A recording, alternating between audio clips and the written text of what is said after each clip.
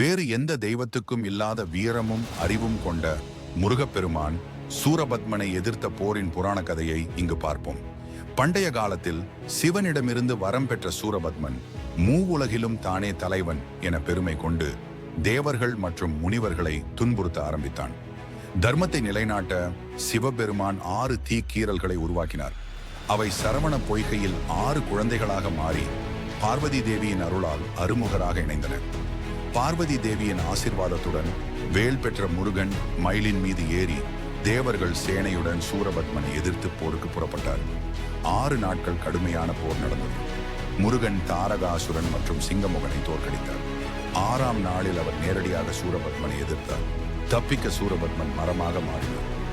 முருகன் அவரது வேளால் மரத்தை வெட்டி அதிலிருந்து மயிலும் சேவலும் தோன்றின. அவை முருகனின் வாகனமாகவும் கொடியாகவும் ஆனது. இதுதான் ஸ்கந்த சஷ்டி